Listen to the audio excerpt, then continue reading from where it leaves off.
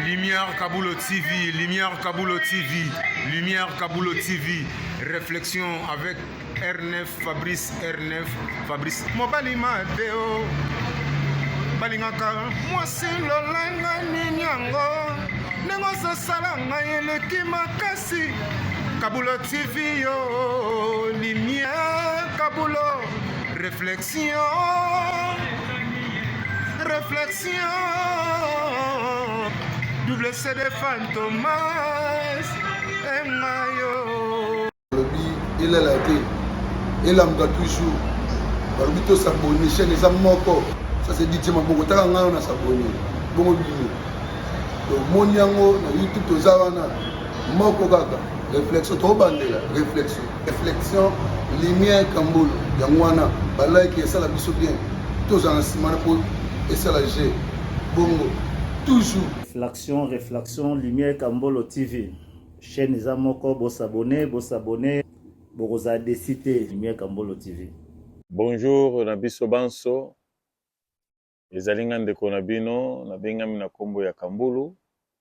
Na salaka na émission na chaîne télé Oye Bengami Réflexion. Chaque samedi na 19h30, vous écoutez Biso Kuna.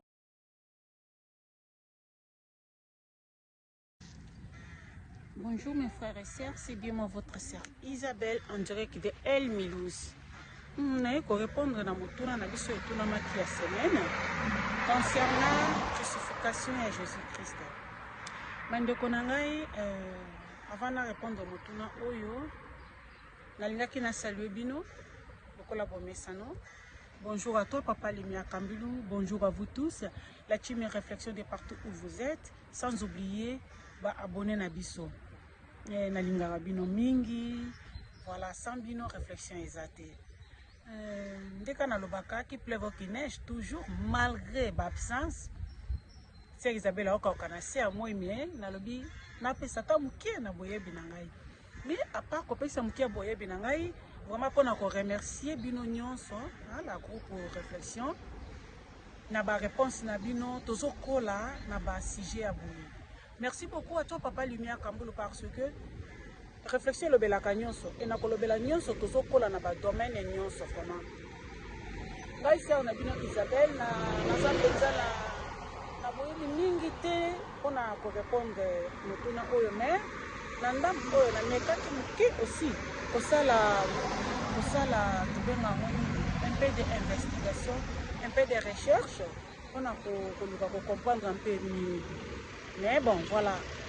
Mais Nayoki déjà, Papa Linganda que Dieu vous bénisse. Comment Nayoki ma sœur la Rose. Nayoki de Konabisi Belenzambalo là. Papa Mbola boss disait c'est Isabelle Josika na mo ya na comité na tourner côté na tourner na mo bona. Mais voilà.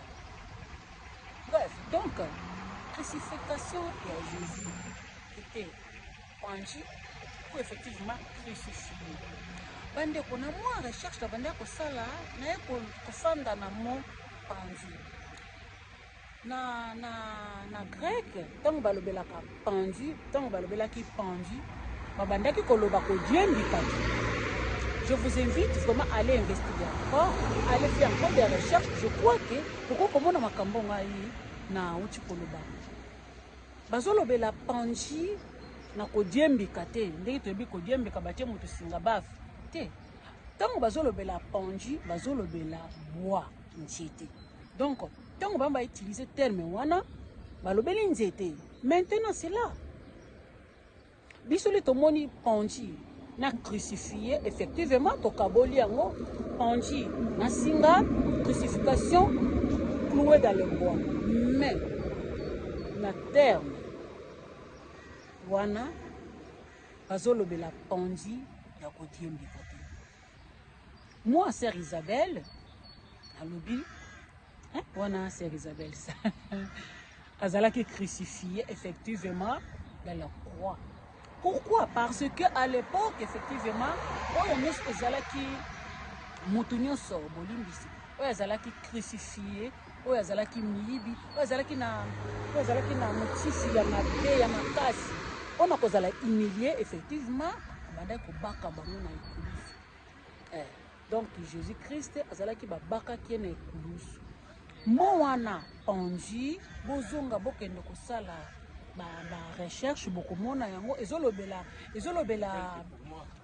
singa te ezolobela nzete ezali kaka interprétation ya mot bandeko na ngai bible ekomamaki na tisi po yango ekoma ntina feuille ça veut dire eza na interprétation kaka bible alobi na biso selon Matthieu selon Jean soki tofandi to réfléchir lisusu na baselon tokomona ke tozokoya toujours na eloko moko ezali interprétation ya chacune à part ça nakobima moke kaka nabima kaka mokie na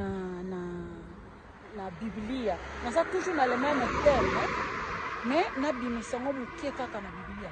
Vous savez bandeko tosala l'expérience oyo tozwa bana 10 ou bien tozwa kaka bato 10 kaka bana te voilà ça peut être nous les adultes 10 ou bien 15 bandeko bosala mulongo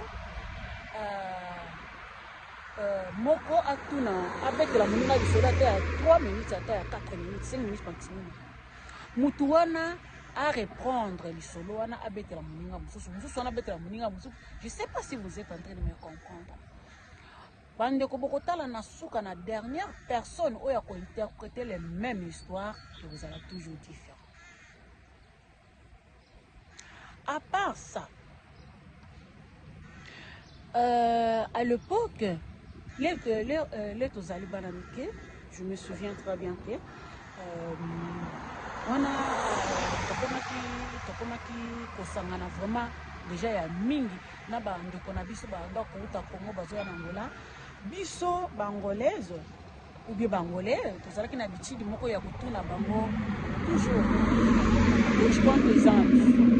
Vous savez mais sikoyo biso na portrait tolobaka ange lingala lobaka ozali na mbula podi.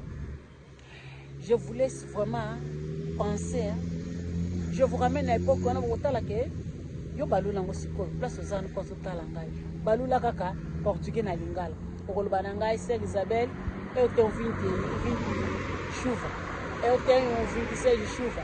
Vous savez donc les alliés un peu de ça les alliés kaka interprétation ya langue Bible et comment makini na français ni na lingala ni na portugais ni na balangue la langue oyo Bible comment maki po yango ezala interpréter balangue nyonso toza kotanga yango lelo modification esalemaki à cause ya interprétation yango Bible ezoloba na biso selon Jean. Pourquoi selon parce que chacun a interprété selon eux.